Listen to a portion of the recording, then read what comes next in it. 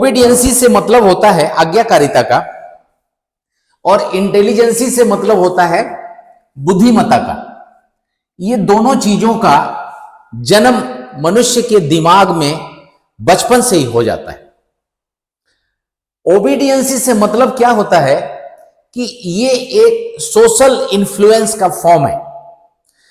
बच्चा पैदा होते ही सबकी बात सुनना उसको सिखाया जाता है, पेरेंट्स के थ्रू, फिर टीचर्स के थ्रू और फिर धार्मिक गुरुओं के थ्रू, फिर उसके बाद में जब जिस ऑफिस में जाता है बॉसेस के थ्रू कि भाई आपको ऑर्डर्स फॉलो करना है। तो ओबीडियंसी क्या है? किसी के दिए हुए ऑर्डर्स को फॉलो करने की क्षमता।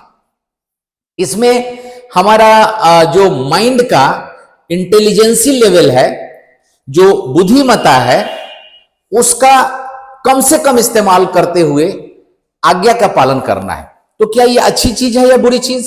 ये अच्छी चीज है। अगर बचपन में पेरेंट्स का, टीचर्स का आज्ञा का पालन करते हैं तो हमारा बौद्धिक शारीरिक विकास होता है। लेकिन ये दो तरह का होता है ओबीडियंसी। पहला तो होता है कंस्ट्रक्टिव, दूसरा होता है डिस्ट्रक्टिव। कंस्ट्रक्टिव एग्जांपल के लिए समझ लेते हैं, जैसे हम ट्रैफिक रूल्स को फॉलो करें तो एक्सीडेंट के चांसेस कम हो जाते हैं और हम रोड पे सेफली चलते हैं। ये क्या हो गया? कंस्ट्रक्टिव। लेकिन दूसरा होता है डिस्ट्रक्टिव। जैसे एक अनआर्म्ड सिविलियंस के ऊपर ने सोल्जर्स ने फायरिंग कर दिया अपने बॉस का आज्ञा का पालन करते हुए, ये क्या हो गया? डिस्ट्रक्टिव। तो ओबीडियंसी जो लेवल है ये बचपन से ही दिमाग में डाला जाता है और ये होना चाहिए कि नहीं होना चाहिए, ये थोड़ा इंटेलिजेंसी को समझने के बाद में इस पे आते हैं। अब इंटेलिजेंसी क्या होती है? इंटेलिजेंसी है, ये एबिलिटी है, कॉम्प्लेक्स प्रॉब्लम्स को सॉल्व करने की एक एबिलिटी है, मानसिक क्षमता है, दिमाग की क्षमता है जो कॉम्प्लेक्स, बहुत ही डिफिकल्ट सिचुएशन से बाहर आने की क्लू देता है। अब ये 1905 से ये आजकल IQ, इंटेलिजेंस क्वेश्चन की क्षमता को मापने की पद्धति आ गई है। लगभग 9 टाइप्स हैं जिसके थ्रू इसको मापा जाता है। और बचपन में ही आजकल लोग बच्चों के मानसिक क्षमता को नाप लेते हैं और उसको बढ़ाने के लिए कुछ उपाय हैं जो लगाते हैं। तो बोलते हैं कि जो इंटेलिजेंसी है ये एक लॉजिकल कैपेबिलिटी है, माइंड की लॉजिकल कैपेबिलिटी भी है कि किसी भी चीज, कोई चीज अच्छा है खराब है, इसकी लॉजिक अपने आप दिमाग में आता है। लेकिन यह सिद्ध हो चुका है कि यह क्षमता बचपन से ही मनुष्य के अंदर होती है। और बचपन में तो आजकल आप देख सकते हैं कुछ एग्जांपल्स ऐसे हैं, जैसे बहुत छोटा बच्चा जस्ट पैदा हुआ है, 1 मंथ 2 मंथ 3 मंथ्स का है, और जैसा आप चाहते हैं ऐसा करे वो नहीं करता, कुछ और करता है। पेरेंट्स परेशान हो जाते हैं, भाई ये क्यों ऐसा हो रहा है? अब आपको ये समझ में आएगा कि आपके कहना मानना ओबीडियंसी है, लेकिन उसके अंदर एक IQ, वो क्षमता ऑलरेडी बिल्ड इन है, वो उसको लॉजिकली समझने के लिए बाध्य कर रहा है। बट बहुत छोटा है, बहुत डेवलप्ड फॉर्म नहीं है, तो गलत भी डिसीजंस ले लेगा। इसलिए वहां पे ओबीडियंसी का होना बहुत जरूरी है। लेकिन माना जाता है कि ये जो इंटेलिजेंसी है ये चाइल्डहुड में ही इन्फ्लुएंस क्या चीज से होता है? जीन्स के थ्रू, पेरेंटल जीन्स के थ्रू। दूसरा बोलते हैं पेरेंटल IQ। अब देखिए यहां दूसरा चीज आ जाता है, पेरेंट्स के आज्ञा का पालन करना क्या है? ओबीडियंसी। और पेरेंट के IQ से इसका IQ इन्फ्लुएंस होता है।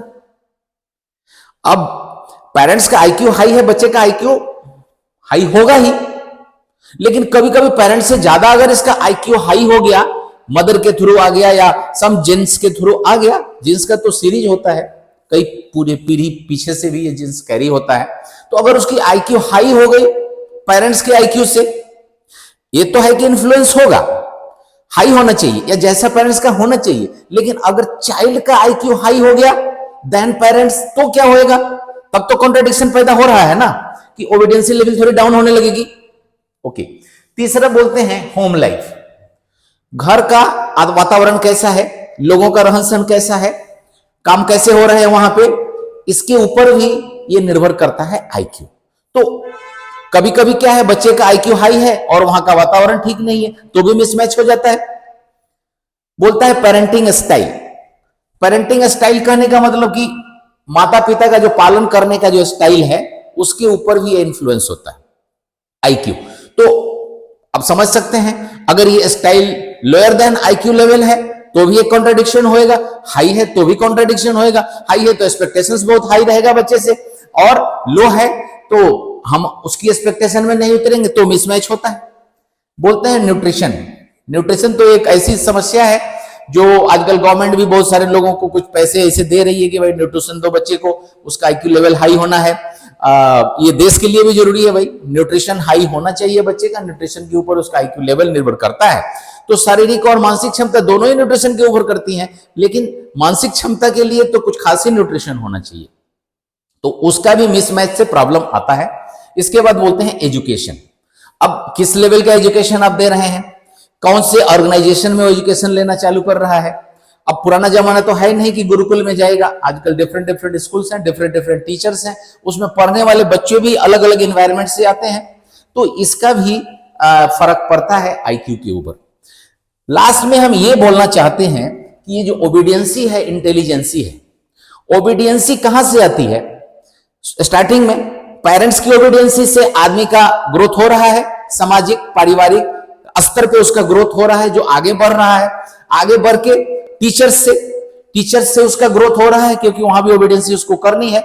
लेकिन कभी कभी अगर टीचर्स का आईक्यू डाउन है, बच्चे का आईक्यू ज्यादा है, तो वहां भी देखेंगे कॉन्ट्राडिक्शन चालू हो जाता है।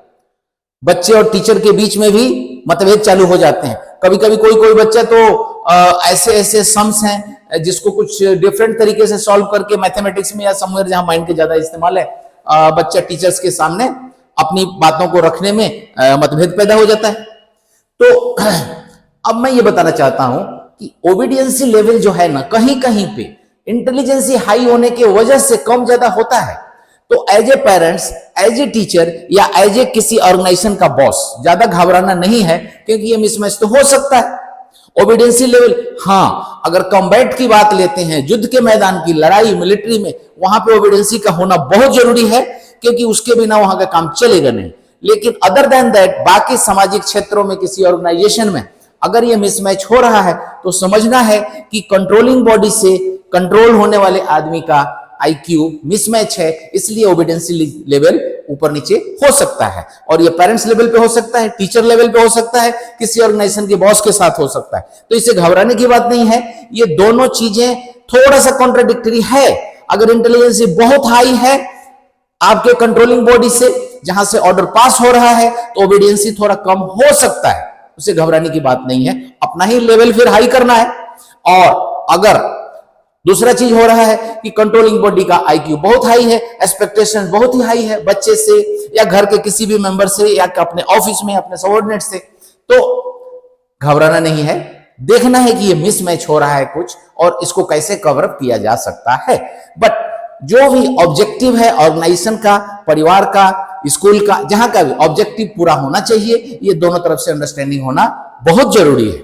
और ज्यादातर आप देखेंगे जो ओबीडियंसी है टॉप से बॉटम होता है। कभी आपने सुना कि एक ओबीडियंट पेरेंट, ओबीडियंट चाइल्ड ही होता है? ओबीडियंट टीचर होता है क्या? ओबीडियंट पुपिल ही होता है, छात्र ही ओबीडियंट होता है। अपने ऑफिस में अगर जाते हैं तो सबऑर्डिनेट ही ओबीडियंट होता है, ऊपर वाला थोड़ा ओबीडियंट होता है।